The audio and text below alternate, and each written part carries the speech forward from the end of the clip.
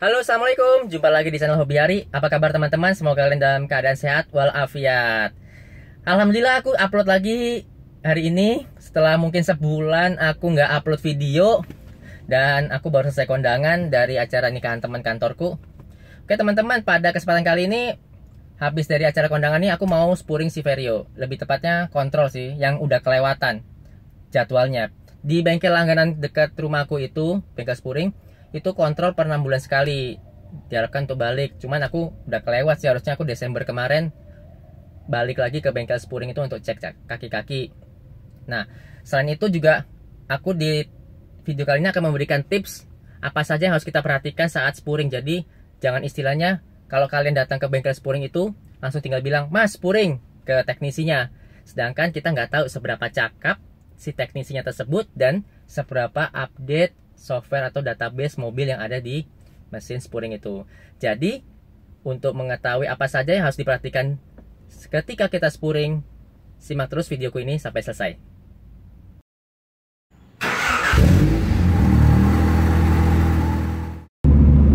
Oke, jadi singkat cerita, selain aku mau kontrol mobilku ini di bengkel spuring, kemarin itu ada temanku yang dia DM nanyain mengenai spuringan mobilnya dia, Vario juga. Dia selalu ban bagian dalam ban depan kanan itu selalu habis kemakan. Nah, di sini aku udah mulai curiga. Pertama aku tanya adalah waktu spuring terakhir print out dari hasil spuringnya ada nggak? Dia bilang nggak ada, nggak di print. Oke, next time coba kalau misalnya spuring, coba minta print out, atau kalau tidak bisa dapat print outnya, aku minta dia untuk foto display hasil spuringan layar di mesin spuring itu. Oke, kemudian dia balik ke bengkel spuring itu dan difotolah hasil spuringan mobilnya itu. Di sini aku cukup terkejut sebenarnya. Jadi bengkel spuringnya itu agak sedikit lalai menurutku. Lebih tepatnya ke teknisinya ya. Jadi dia menginput database mobil itu tidak menggunakan Civic 96 2000 atau Civic Gen 6, tapi yang dia masukkan adalah Civic tahun 2001, which is itu adalah Civic Century atau Civic ES.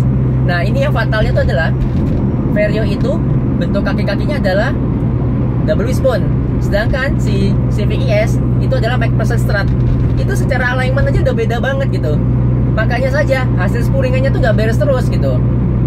Memang di mesin spuring itu tertulis bahwa sudut toe-nya 0,0, baik roda kiri atau kanan ya, mendekati 0,00.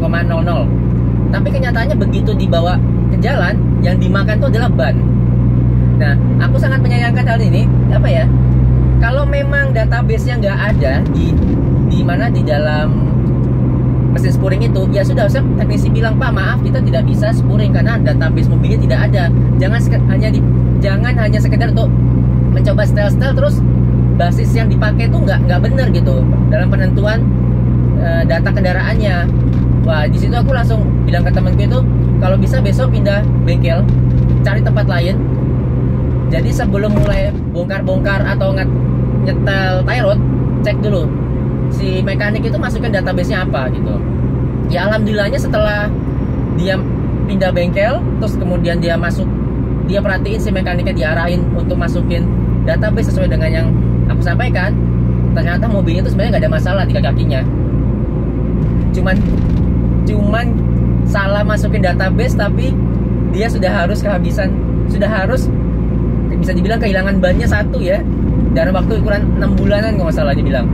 Sayang gitu, 6 bulan sudah harus rotasi dan ya itu bannya tuh habis separuh gitu bagian dalamnya. Ya setelah itu mungkin jadi pelajaran buat temanku itu juga, bahwa kalau misalnya memang spuring jangan terima beres deh. Kita harus bisa ikut melihat apa yang dikerjakan oleh mekanik atau teknisi di bengkel spuring tersebut, supaya hasil spuring kita minimal optimal lah ya, optimal mendekati nilai yang disyaratkan.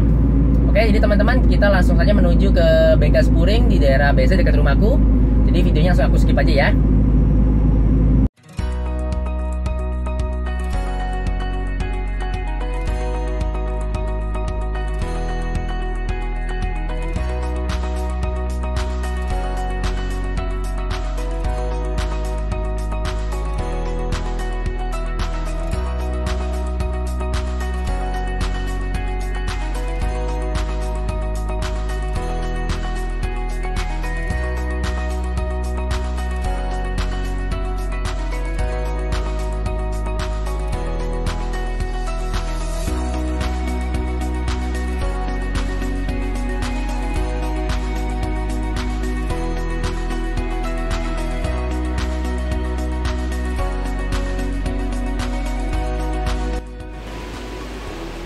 Mas ini Civic.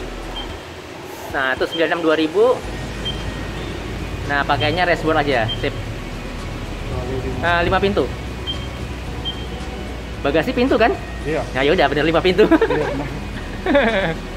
Nah, tuh kemarin tuh gini, temanku tuh banyak yang susah apa ya di bengkel Spuring itu, teknisinya salah input karena kan memang nggak paham mobilnya apa. Oh, tipenya. Nggak nanya juga ke sama customernya sih, sayang juga.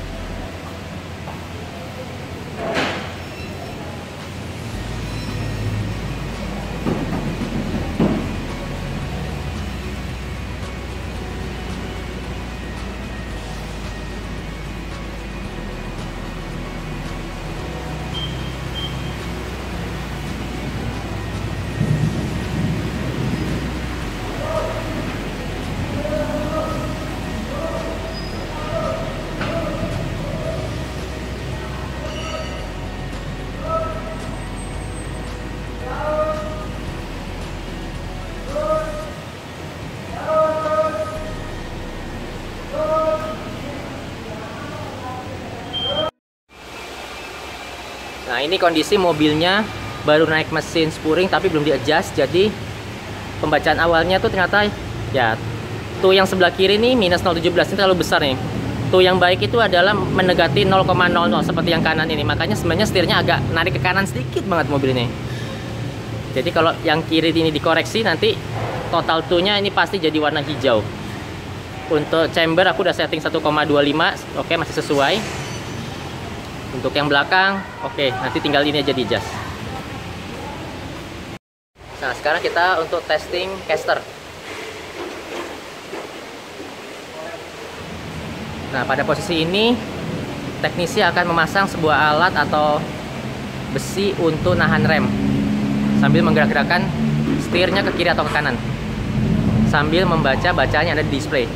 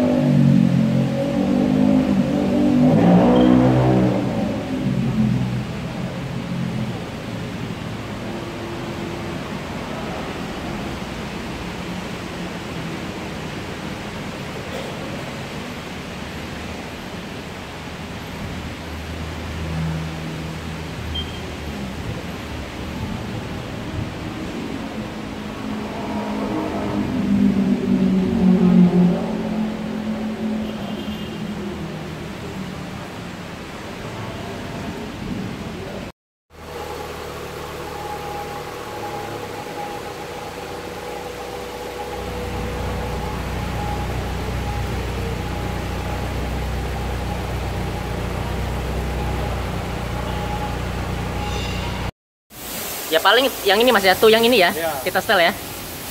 Dua-duanya sih. Dua-duanya ya. Oke Mas, sikat Mas.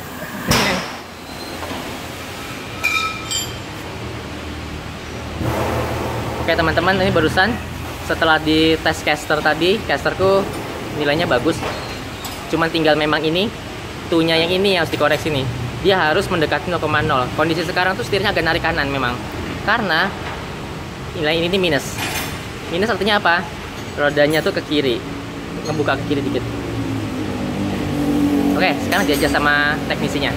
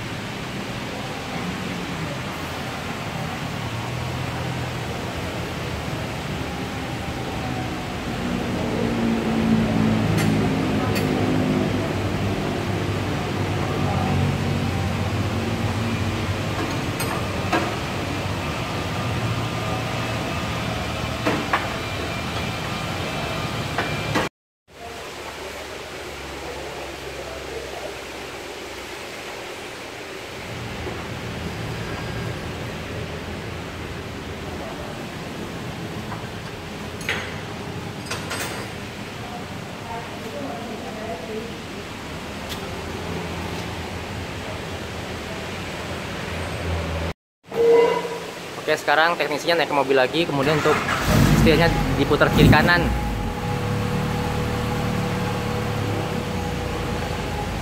Itu memastikan bahwa sudut casternya tuh dan sudut tunya sudah warna hijau.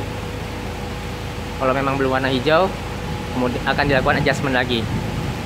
Tidak tertutup kemungkinan yang tie rod sebelah kanan juga di adjust lagi meskipun sudah hijau, karena kan begitu yang sebelah kirinya di adjust, otomatis yang kanan ketarik.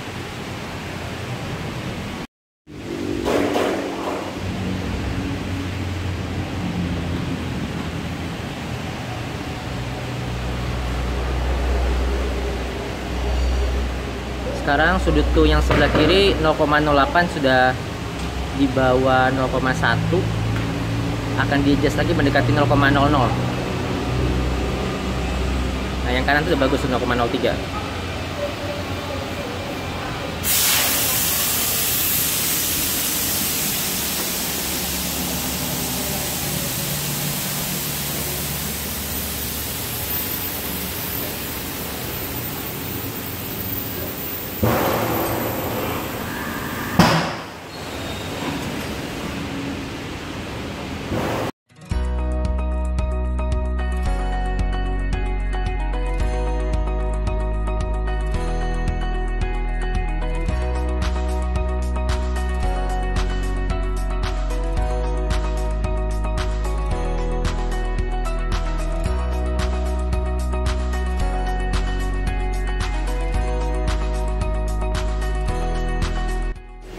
Oke teman-teman, ini hasil finalnya setelah di adjust.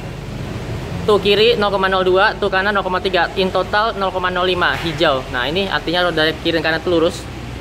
Tapi tetap ini ada komponen yang mempengaruhi, yaitu chambernya. Jadi tadi si mas teknisinya dia nge-adjust sedikit, ngatur supaya tetap bisa masuk ke angka ini. Kemudian untuk yang tuh yang belakang ini 0,13 merah, tapi masih masuk toleransi karena in total sebenarnya dia masih hijau. Oke, berarti spuring kita kali ini sudah selesai.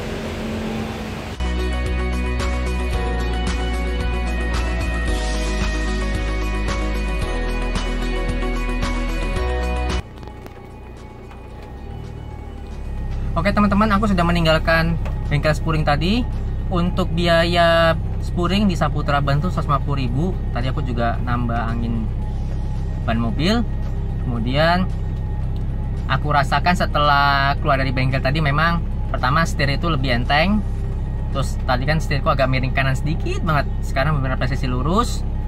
Kemudian ya otomatis kalau dengan kondisi seperti ini harusnya banku lebih awet, nggak akan kegerus atau kemakan cepat gitu. Oke teman-teman, kalau misalnya kalian untuk spuring, nggak ada salahnya kalian ikuti caraku ini. Kita nggak sedikit cerewet ya, maksudnya kita lebih banyak bertanya sama si teknisi.